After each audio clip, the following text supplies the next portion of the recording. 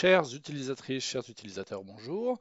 Dans cette vidéo, on va traiter le sujet des demi-niveaux, voire des pièces sur plusieurs étages, donc pour la mise en place du modèle thermique surfacique. Pour la France, ça va donc concerner les interfaces ClimaWin et Perenou, et pour la Suisse, essentiellement donc les déperditions, la calorimétrie. Voilà. Donc, je souhaitais vous montrer un exemple dans le contexte d'un import IFC, parce que c'est là où on va avoir le plus de challenge, entre guillemets. Donc, dans l'exemple suivant, j'ai au sous-sol un décalage entre la partie droite et la partie gauche. Là, vous voyez un offset au niveau des plafonds. Et puis, aux étages du dessus, bah là, j'ai un mélange. Donc, j'ai une pièce, en fait, qui va partir en décalé ici. Et puis, sur la moitié, cette pièce va se développer en fait sur deux niveaux. Voilà. Donc, ce qui est important en fait, c'est de vraiment décomposer la structure. Enfin, en termes de granularité, on va dire la structure doit être la plus fine possible. C'est-à-dire qu'on va vraiment définir un niveau partout où c'est nécessaire. Donc, par exemple ici, mais également ici, puisque sur la partie droite, on a deux pièces et pas une. Donc si jamais vous recevez un IFC qui est découpé comme ça, c'est par exemple le cas presque systématiquement avec Revit qui travaille en fait avec des niveaux de travail qui seront ensuite potentiellement interprétés comme des étages à l'export IFC. On va la plupart du temps se retrouver avec comme ça un découpage qui va être très très fin. Donc on n'aura pas besoin de rajouter des niveaux.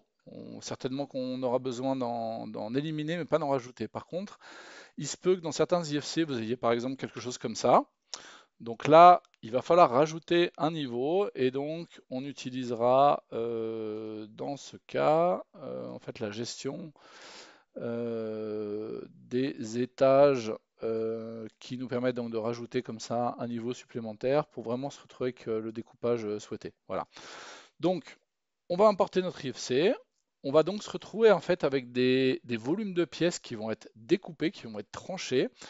Et il faut savoir que même si dans le logiciel d'architecte, par exemple, cette pièce, elle a été définie une seule fois et qu'elle a été exportée en tant qu'objet unique en IFC, il faut savoir que Nova, si vous tranchez cette pièce avec un niveau, que ce niveau vienne de l'IFC ou ait été généré dans Nova, eh bien Nova, puisque Nova travaille vraiment avec un dessin par étage, va en fait à partir de cet objet unique, va en définir deux, en fait, va donc splitter l'objet de pièce sur chacun des dessins. Voilà, donc on va se trouver avec une pièce à notre Ré et une pièce à notre R+1 dans ce cas-là. Voilà.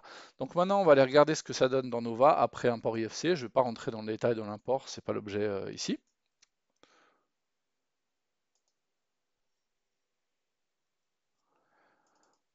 Donc, on va se retrouver avec au sous-sol quelque chose comme ça. Au sous-sol -2, pardon. Et au premier sous-sol, par exemple, avec quelque chose comme ça. Donc en fait, on aura une partie de la pièce numéro 1, entre guillemets, à cet étage, et l'autre partie, qui s'appelle aussi pièce numéro 1, à l'étage du dessous. Et c'est la même chose pour les étages du dessus. Donc le R0, pardon, la pièce numéro 2, on va la retrouver sur trois dessins, donc sur le sous-sol -2, sur le sous-sol, pardon, sur le Ré, pièce numéro 3, donc sur le Ré, elle va vraiment prendre toute la surface là, et encore un bout sur le premier étage. Et donc, si on fait une vue du bâtiment, ça donne quelque chose comme ça. Vous voyez? Donc maintenant, la question, c'est comment on va pouvoir fusionner ces pièces partielles, entre guillemets, entre elles. Et bien pour cela, on va utiliser un outil qui s'appelle les pièces maîtresses, pièces esclaves. On va tout simplement déclarer, par exemple, si on prend l'exemple de la pièce 1 au sous-sol en tant que pièce esclave de la pièce 1 du sous-sol -2. Et pour la pièce numéro 3, eh bien, par exemple, moi j'aime bien prendre en fait comme pièce de référence la partie la plus basse. Donc en fait ici on va définir cet objet et cet objet. On va les définir comme pièces esclaves de cet objet. Et ensuite, quand on va exporter le modèle, soit dans les interfaces Pereno ClimaWin pour la France, soit dans la Calo pour la Suisse, et bien en fait, Nova va fusionner les trois objets en un seul objet, va bien sûr additionner les surfaces déperditives, etc., etc., et va bien sûr soustraire ou retirer les dalles intermédiaires. Et donc, on va procéder de la manière suivante. Alors, première chose, il faut que les pièces elles soient déclarées dans le bâtiment. Parce qu'en fait, il faut qu'elles communiquent entre elles via la banque de données de projet. Donc là, c'est pas le cas pour l'instant. Vous voyez que dans mon projet, j'ai que des étages. C'est parce que j'ai pas fait aucun import encore. Dès qu'on fait un import dans les calculs, ces pièces vont être globalisées. Et donc, on va les retrouver dans la structure de bâtiment. Ce que je peux faire, par contre, pour les globaliser, on a une fonction spéciale qui s'appelle déclarer les pièces de la CAO dans le projet de bâtiment. Donc, je vais le faire maintenant sur mes 4 étages. Donc, maintenant, là, j'étais sur le sous-sol -2. On va le faire aussi pour les autres étages. Voilà, c'est presque fini. Et sur le R0. Donc maintenant, on retrouve bien nos pièces dans le projet. Et on va pouvoir donc attribuer maintenant les pièces esclaves aux pièces maîtresses. Donc je vais choisir, par exemple, on va partir de l'étage tout en haut. Je vais sélectionner ma pièce numéro 3. Et dans la fenêtre des propriétés, je vais donc aller modifier la valeur de la propriété pièce multiple.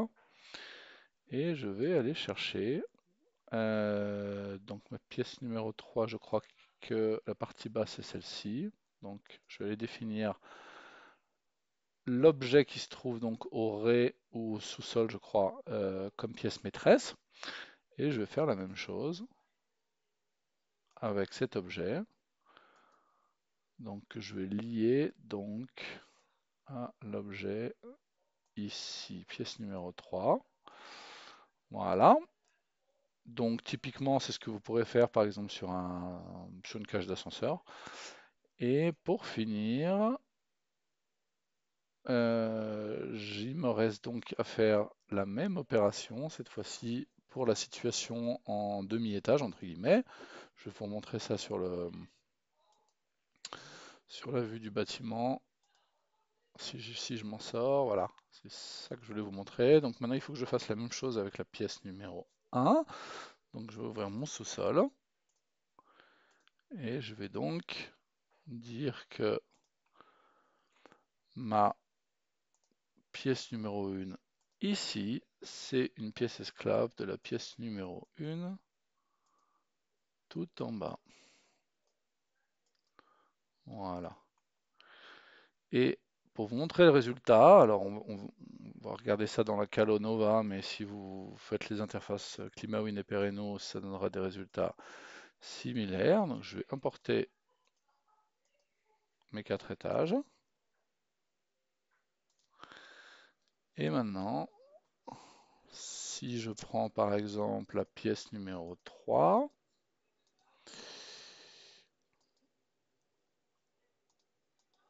on la retrouve toujours listée ici, mais entre guillemets, elle a plus de consistance, elle a plus de parois, plus rien, donc elle est ignorée par exemple au rez-de-chaussée et à l'étage supérieur.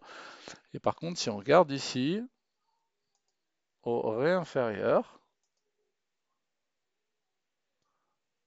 attendez, je suis en train de m'emmêler les pinceaux.